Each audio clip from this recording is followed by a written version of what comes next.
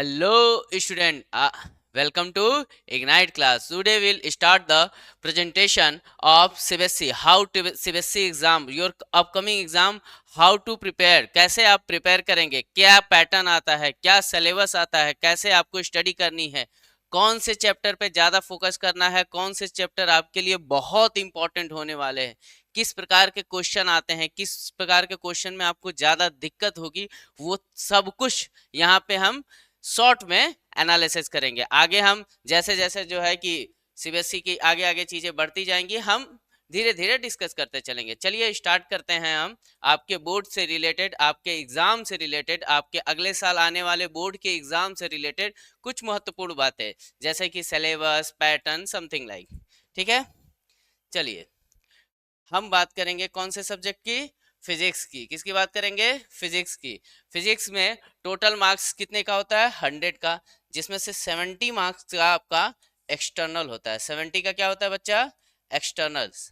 और आपको प्रैक्टिकल के इंटरनल कॉलेज से आपको 30 मार्क्स प्रोवाइड किए जाते हैं। उस 30 मार्क्स में आप कॉलेज से आपको मिलता है। सिलेबस की अगर हम बात करें तो इससे पहले 15 चैप्टर हुआ करता था। कितने चैप्टर होते थे, 15 चैप्टर। बट अब इस बार मतलब घट गए हैं और कितने चैप्टर हो गए हैं, 14 चैप्टर हो गया है। कितने चैप्टर हो गए हैं, 14 चैप्टर। तो टोटल चैप्टर कितने हैं आपके बुक के, 14 चैप्टर, जो कि आपको दो बुक मिलेगी एनसीईआरटी की, एक वॉल्यूम 1 और एक वॉल्यूम 2। वॉल्यूम 2 में जो है ऑप्टिक्स से स्टार्ट होगा। वॉल्यूम 2 जो है 9 टू 14 चैप्टर जो है वो वॉल्यूम 2 में मिलेंगे, और 1 टू लेके 8 तक आपको वॉल्यूम 1 में मिलेगा। देखिए पहला चैप्टर क्या है, electric charge and field. Electric charge and field. Second chapter है आपका electric potential and capacitance. Second chapter आपका क्या है, electric potential and capacitance. Third chapter है इलेक्ट्रिक करंट। थर्ड क्या है, इलेक्ट्रिक करंट। फोर्थ क्या है, मूविंग चार्ज एंड मैग्नेटिज्म। इसमें क्या होगा, इसमें चार्ज को मूव करा के उसके मैग्नेटिज्म प्रॉपर्टी को हम शो करेंगे। उसके बाद मैग्नेटिज्म एंड मैटर। किसी भी मैटर कैसा फेरोमैग्नेटिक होगा, क्या डायमैग्नेटिक होता है, क्या, ये सब चीजों की हम बात करेंगे। फेरोमैग्नेटिक, डायमैग्नेटिक, ये सब चीज।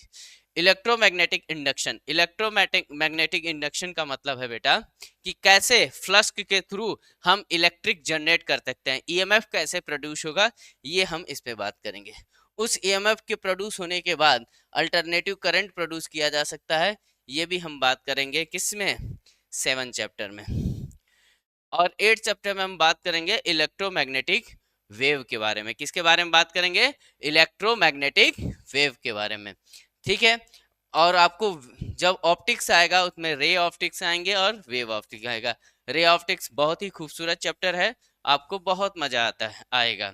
वेव ऑप्टिक्स भी ऐसा ही है। उसके बाद डुअल नेचर। डुअल नेचर में आप जानते हैं फोटोन का, आइंस्टीन की थोड़ी सी बात आएगी, थोड़ा सा क्वांटम आएगा, बहुत ज़्यादा डीप में नहीं आएगा।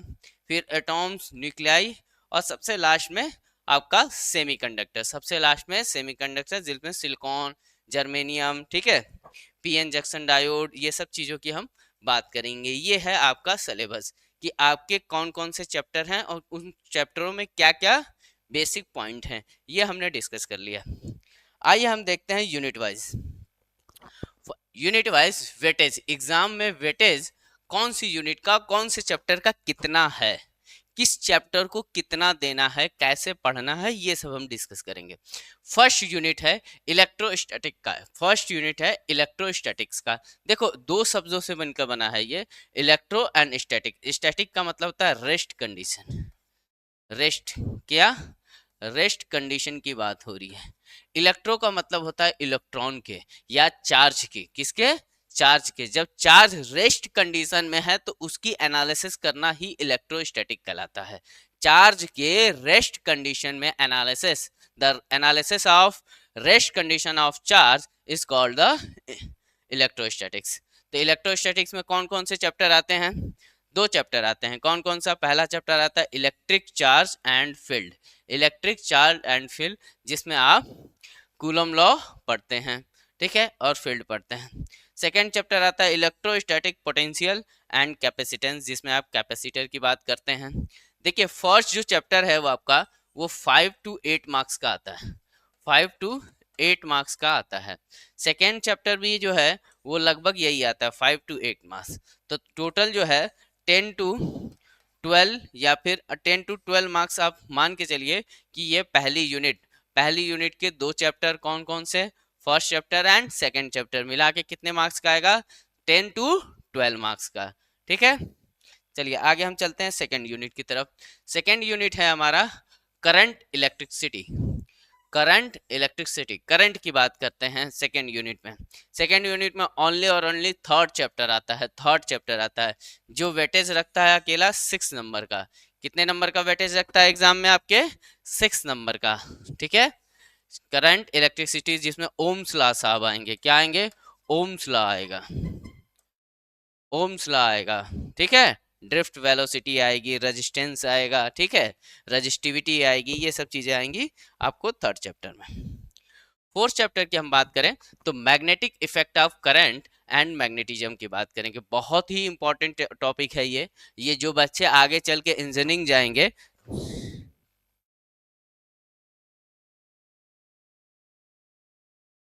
जो बच्चे आगे चल के इंजीनियरिंग में जाएंगे वो ये चीज देखेंगे कि मैग्नेटिक इफेक्ट ऑफ करंट ये उनके चैप्टर के लिए कितना इम्पोर्टेंट, ये उनके कैरियर के लिए कितना इम्पोर्टेंट है। तो जो फोर्थ चैप्टर है ये 6 मार्क्स का है।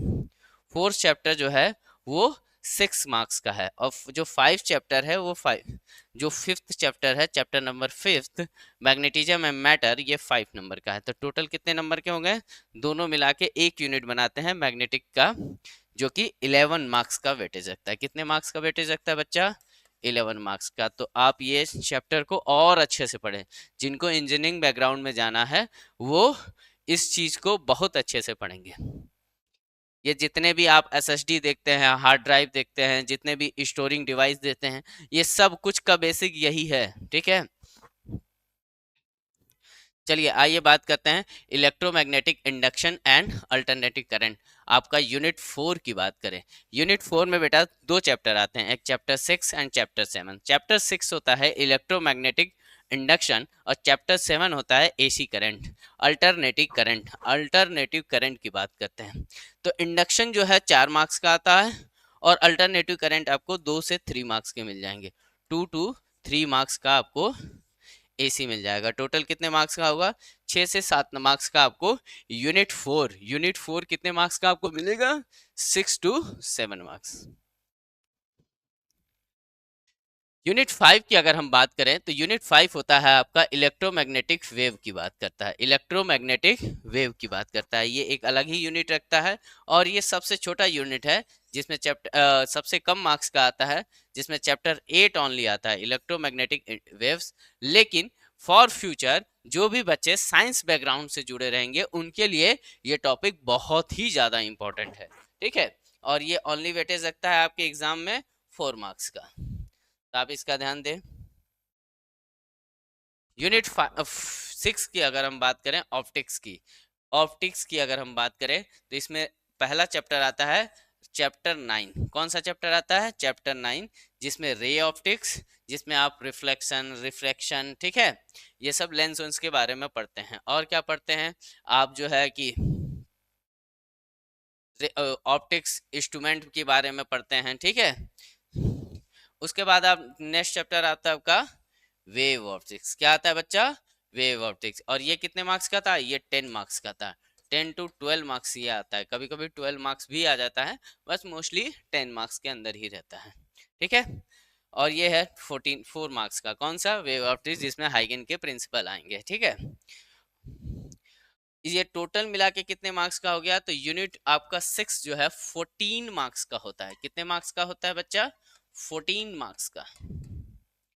नेक्स्ट यूनिट 7 है, वो सिर्फ और सिर्फ एक चैप्टर कैरी करता है, जिस चैप्टर का नाम है dual nature of radiation and matter, dual nature of radiation and matter, जिसमें सिर्फ और सिर्फ 4 मार्क्स का आपके एग्जाम में वेटेज है, 4 मार्क्स का आपके एग्जाम में वेटेज है, जिसमें हम फोटोन आइंस्टाइन की चीजें ये सब हम डिस्कस करते हैं। ठीक है, थ्रेशोल्ड फ्रीक्वेंसी, ये सब चीजें हम बात करेंगे इसमें। ये कितने मार्क्स का वेटेज रखता है, ये आपका 4 मार्क्स का वेटेज रखता है। तो आपका unit 7 4 marks weightage in your examination. Then now we'll discuss unit 8. Unit 8 is consider two chapter, chapter 12 and chapter 13. Chapter 12 क्या है? एटॉम्स की बात करता है. चैप्टर 12 किसकी बात करता है? एटॉम्स की बात करता है. चैप्टर 13 भी जो है न्यूक्लियाई की बात करता है. तो दोनों सिमिलर हैं, इसीलिए सेम यूनिट में है. तो ये क्या है? ये पहला भी 4 मार्क्स का और ये भी 4 मार्क्स का. तो टोटल यूनिट कितने मार्क्स की वेटेज रखती है? 8 मार्क्स की. टोटल यूनिट कितने मार्क्स का वेटेज रखता है? 8 मार्क्स का वेटेज रखता है. आइए चलते हैं हमारे लास्ट यूनिट पे, इलेक्ट्रॉनिक डिवाइस. इलेक्ट्रॉनिक डिवाइस जिसमें हम चैप्टर 14 की डिस्कस करते हैं, जो आता है सेमीकंडक्टर के रूप में. जो आता है सेमीकंडक्टर में एक चैप्टर है और ये 7 मार्क्स का, टोटल 7 मार्क्स का वेटेज रखता है. तो हमने ये डिस्कस किया कि हमारा सिलेबस का है. हमने ये फिर डिस्कस किया कि कौन सा चैप्टर, कौन सा यूनिट कितने नंबर के वेटेज रखते हैं आपके एग्जाम में. अब हम आगे बात करते हैं. अब हम बात करते हैं एग्जाम पैटर्न की. सर एग्जाम पैटर्न कैसा होता है? एग्जाम पैटर्न में नंबर ऑफ, देखो पहला होता है एमसीक्यू टाइप का. क्या होगा? एमसीक्यू टाइप का, जिसके कितने क्वेश्चन होंगे? 16 क्वेश्चन होंगे. कितने क्वेश्चन होंगे? 16 क्वेश्चन. एक क्वेश्चन जो है 1 मार्क्स का वेटेज रखता है. हर एक question, each question weightage 1 marks. ठीक है. उसके बाद आता है वेरी शॉर्ट. उसके बाद आता है बच्चा वेरी शॉर्ट. ये आता है एवरी क्वेश्चन या ईच क्वेश्चन कितने मार्क्स के होते हैं? 2 मार्क्स के. नंबर ऑफ क्वेश्चन कितने हो गए? 5. नंबर ऑफ क्वेश्चन कितने? 5. देन आता है short answer type. Short answer type होता है 3 मार्क्स का. कितने मार्क्स का? 3 मार्क्स का. 3 मार्क्स का, जिसमें नंबर ऑफ क्वेश्चन आपको कितने मिल जाएंगे? 7 मिल जाएंगे. कितने मिलेंगे? 7. ठीक है. फोर्थ और इंपॉर्टेंट, जो इसमें बच्चे सबसे ज्यादा गलतियां करते हैं, वो है केस बेस्ड क्वेश्चन. 4 मार्क्स का आपको एक केस दे दिया जाएगा और उसी के बेस्ड क्वेश्चन होंगे. इजी होता है, स्कोरिंग होता है, बट गलतियां बच्चे ज्यादा करते हैं. ये कितने क्वेश्चन होते हैं? ये 2 क्वेश्चन होते हैं. Long answer type question. Long answer type 5 marks. हर एक क्वेश्चन 5 मार्क्स का होगा. नंबर ऑफ क्वेश्चन कितने होंगे? 3 मार्क्स होंगे. ये आपका होता है एग्जाम पैटर्न. ये जो रनिंग एग्जाम पैटर्न है, जो वो कुछ इस प्रकार है कि आपको एमसीक्यू भी मिल जाएंगे, आपको वेरी शॉर्ट भी मिलेंगे, आपको शॉर्ट भी मिलेंगे, आपको केस बेस्ड क्वेश्चन भी मिलेंगे, आपको लॉन्ग आंसर वाइज क्वेश्चन भी मिलेंगे, जिसमें आपको न्यूमेरिकल भी मिलती है, थ्योरिकल भी मिलते हैं, प्रूफ भी मिलते हैं, थिंक बेस्ड क्वेश्चन भी मिलते हैं. ऐसे क्वेश्चन भी मिलेंगे जो आपको अपनी थिंकिंग के आधार पर, आपको अपनी नॉलेज के आधार पर आंसर रिटर्न करना होगा. ठीक है. तो ये हम बात कर लिए एग्जाम पैटर्न की. हम क्या क्या डिस्कस कर चुके हैं? हम डिस्कस कर चुके हैं कि हमारा चैप्टर कौन कौन से हैं, उसमें कौन कौन से उसके सब टॉपिक हैं. उसके बाद हमने ये देखा कि कौन सी यूनिट या कौन सा चैप्टर कितने मार्क्स का है. उसके बाद हमने बात की कि हमारा जो एग्ज़ाम है, एग्ज़ाम का जो पेपर आता है वो किस पैटर्न का आता है. तो हमने एग्ज़ाम पैटर्न की डिस्कस किया. अब हम एक छोटा सा क्वेश्चन देख लेते हैं एमसीक्यू का. कैसा बनता है MCQ? Just like if a charge on a body if a charge on a body is 1 newton 1 nanocoulomb, then the how much electron. Sir charge quantization का ये है और इसका फॉर्मूला होता है Q is equal to n e. Q is equal to n e. और given दिया है कि Q इज इक्वल टू दिया है 1 नैनो कुलाम. इट मीन्स 10 की पावर -9 कुलाम. ये क्या दिया है? ये आपकी Q की वैल्यू दी गई है. तो सर आपसे क्या पूछ रहा है? N पूछ रहा है. क्या पूछ रहा है आपसे? N पूछ रहा है. कैसे सॉल्व करेंगे? सर E की वैल्यू आपको याद होनी चाहिए. E की वैल्यू आपको टीचर, जब आप यहाँ पर इग्नाइट क्लासेस में आएंगे, मैं खुद आप इग्नाइट क्लासेस में क्लास लेता हूँ, तो वहाँ पे आपको डिटेल में इन सब चीज़ों की बात की जाएगी. ये कितना आता है? E की वैल्यू 1.6 इंटू 10 की पावर -19 गुलाम. यहाँ वैल्यू को पुट करेंगे तो आपको n नहीं मिल जाएगा. n इज इक्वल टू आएगा Q बाई E, जो कि 10 की पावर -9 अपॉन में 1.6 इंटू 10 की पावर -19. तो ये वैल्यू कुछ आएगी, वैल्यू कुछ ऐसी आएगी. क्या आएगी वैल्यू? ये ऊपर जाएगा 1.1 अपॉन में 1.6 इंटू में 10 की पावर, ये ऊपर जाएगा तो 10 बचेगा. 1/1.6 इंटू में 10 की पावर 10, यानी कि कुछ गड़बड़ हुई क्या? Nano, all is clear. Option में कुछ गड़बड़ है। इसको सॉल्व करेंगे तो ये आता है वैल्यू 1/1.6, इट मीन्स 0.625 इंटू 10 की पावर 10, 10 की पावर 10, तो ये आएगा 6.25 इंटू 10 की पावर 9, 10 की पावर 9, 10 की पावर 9, तो ये 9 है और आंसर इसका आ जाएगा, सॉरी ये नहीं आएगा आंसर, ये 9 है और इसका आंसर आ जाएगा बी। ठीक है, तो आप देख सकते हैं ऐसे आपको कैलकुलेशन करने होंगे एमसीक्यू के। ठीक है बच्चों, चलो मिलते हैं। ठीक है, आप सभी को वेलकम है। आप जितने भी बच्चे हैं, जो भी बच्चे मेरी प्रेजेंटेशन को सुन रहे हैं, वो प्लीज़ इग्नाइट क्लासेस के रांची में इग्नाइट क्लासेस अविनाश कॉम्प्लेक्स में विजिट करें। ठीक है, एक बार आप डेमो क्लास लीजिए। ठीक है, आइए, देखिए, समझिए, और फिर यहाँ पर आपको बहुत अच्छे केमिस्ट्री के, बायो के, मैथ के, खुद डायरेक्टर सर मैथ के जो है कि पढ़ाते हैं। Please visit to Ignite Classes. Thank you to all of you.